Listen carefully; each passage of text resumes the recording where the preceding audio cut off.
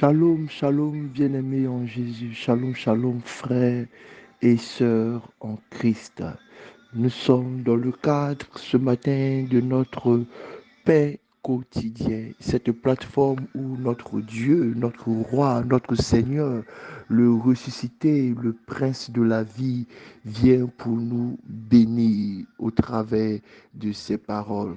Je prie au nom de Jésus pour chacune de vos vies, que la grâce de Dieu surabonde, que son esprit vous soit donné sans aucune limite et que les anges et les archanges et tous les esprits dans les cieux qui répondent à la voix de l'Éternel se mettent en mouvement pour vous, afin d'aplanir au-devant de vous vos chemins, vos sentiers, et de vous permettre d'arriver à votre destinée sans embûche.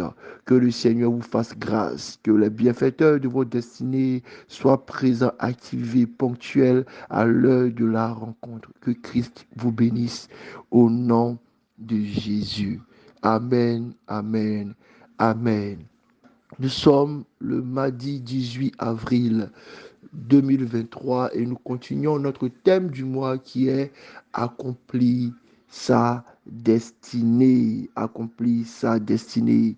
Et depuis hier, nous avons entamé le thème à la recherche des destinées et en ce matin, nous avons pour thème du jour concours de circonstances qui est tiré du livre de Romains chapitre 8 le verset 28. Romains chapitre 8, verset 28. Nous lisons avec révérence la parole de Dieu.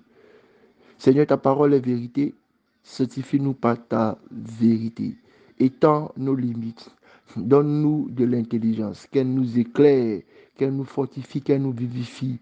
Et que par elle, Seigneur, nous croissons selon notre héritage promis et caché en toi, Jésus-Christ. Amen. Romains 8, chapitre 28. Nous savons du reste que toute chose concourt au bien de ceux qui aiment Dieu, de ceux qui sont appelés selon son dessein. Nous savons du reste que toute chose concourt au bien de ceux qui aiment Dieu, de ceux qui sont appelés selon son dessein. Amen.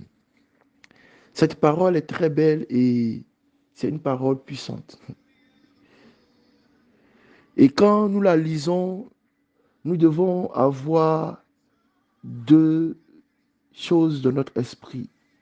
Je me rappelle qu'un jour, j'échangeais avec ma maman et puis on parlait de certaines difficultés, de certains obstacles que nous rencontrons. Et elle a dit, de toute manière, tout ce que Dieu fait est bon. Et je lui ai dit, maman, mais je sais que tout ce que Dieu fait est bon, mais est-ce que la chose là dont nous sommes en train de parler, est-ce qu'elle vient de Dieu? C'est tout ce que Dieu fait qui est bon, mais ce n'est pas tout ce qui est fait par Dieu. Donc la question qu'on doit se poser aujourd'hui là, c'est est-ce que tous les obstacles que nous rencontrons, toutes les difficultés que nous rencontrons là, est-ce qu'elles sont de Dieu? Et ma maman a dit, de toute manière, si elles ne sont pas de Dieu, et même si elles étaient de Dieu, de toute manière, Dieu a sa main sur nous et il fera réussir la chose.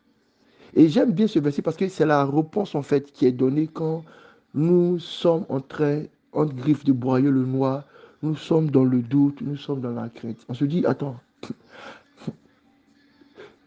tout ce qui m'arrive là, est-ce que quelque chose de bien pourra sortir? Ce n'est pas la question de se poser, est-ce que c'est Dieu qui a voulu que je sois malade? Est-ce que c'est Dieu qui a voulu que je sois guéri? Est-ce que c'est Dieu qui a voulu que je sois petit? Est-ce que c'est Dieu qui a voulu que je sois clair? Est-ce que c'est Dieu qui a voulu que je sois grand? Est-ce que c'est Dieu qui a voulu que je sois court? Est-ce que c'est Dieu qui a voulu que j'ai ce problème? Dans Romains 8, verset 28, il nous dit que toutes choses, ça veut dire que celles qui sont faites par Dieu, celles peut-être qui sont faites par nos ennemis, de toute manière, toutes ces choses-là vont être utilisées par Dieu. et vont nous permettre d'atteindre notre destinée.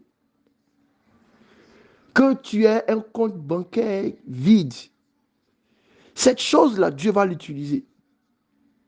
Que ce soit un mal parce que tu as été volé, arnaqué, ou etc.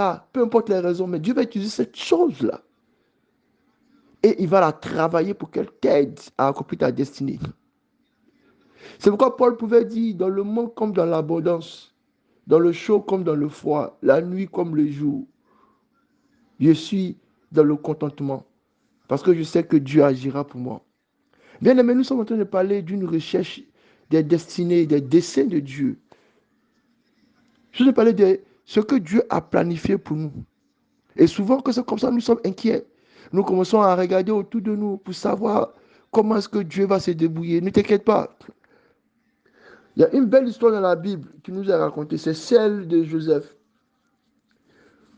Joseph, Dieu avait dans ses rêves et dans sa vie déjà tracé un dessein, une destinée puissante. Il a dit, Joseph, tu seras grand. Joseph, tu seras celui-là qui délivrera Israël de la famine, en parlant des Gèbes qui s'inclinent. Tu seras celui-là qui sera honoré et considéré comme une divinité dans un peuple éloigné, en parlant du soleil, des étoiles, de la lune, tout ça.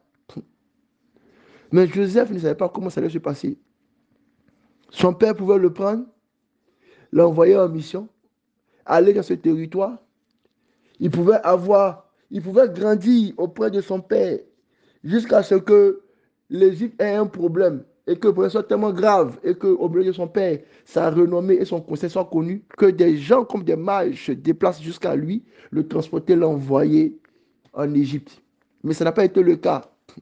Problème familial, circonstances familiales, attaques démoniaques, toutes ces choses sont passées, ses frères sont allés contre lui. C'est pourquoi j'aime dire aux chrétiens, ce n'est pas Dieu qui a voulu que ses frères lui fassent du mal, non. Mais Dieu a utilisé le fait que ses frères lui fassent du mal pour toujours faire en sorte que Joseph arrive à bonne destination.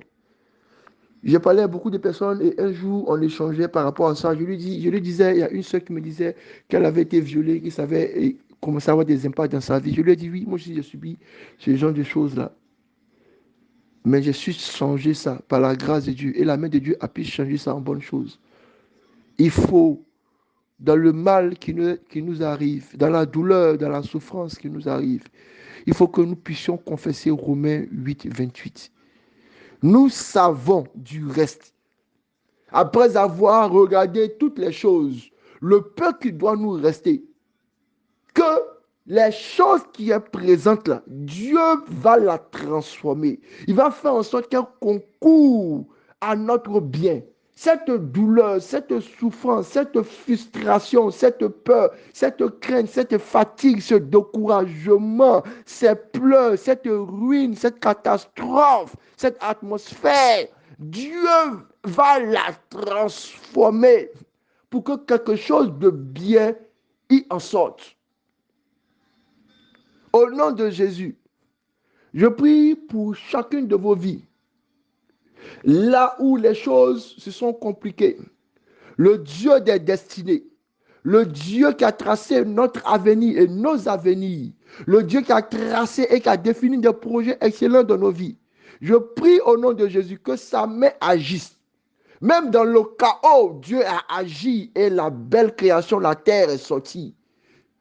Et je déclare que dans le chaos de nos vies, dans la nuit de nos vies, dans les douleurs, les souffrances, les peines, les manques de nos vies, que la main de Dieu arrive maintenant. Que la main de Dieu arrive maintenant. Et que les choses changent. Et que le bien puisse arriver. Comme Samson qui a déchiré le lion et il a fait sortir du miel. Comme Joseph qui est allé en Égypte en tant qu'esclave et qui a fini par être prince. Même Jésus de qui on a crié, est-ce que quelque chose de bon peut sortir de Bethléem? Je prie en ce matin, à cause de l'onction de Christ qui a prononcé sur notre église, notre communauté, l'église Rehoboth, de bâtir et de faire des disciples, de libérer les destinées et de faire en sorte que nous servons Dieu avec joie à cause de cette onction qui libère les destinées. Il y a un déploiement d'aide et de bienfaiteurs pour que nous sortons de tout ce qui est contre nous. Maintenant, Seigneur,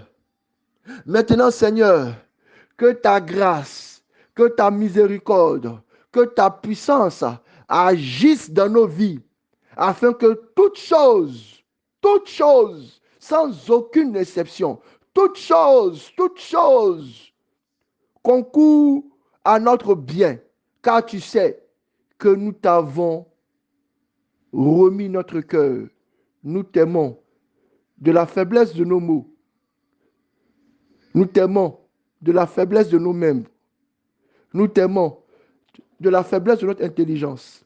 Mais nous t'aimons et nous savons que tu nous as appelés. C'est pourquoi, Seigneur, détruis, reconstruis, bâtis, agis. Bien-aimés, répétons-le ensemble. Dieu changera tout. Dieu changera tout. Dieu changera tout. Et toutes choses concourront à mon bien. Au nom de Jésus. Bénédiction.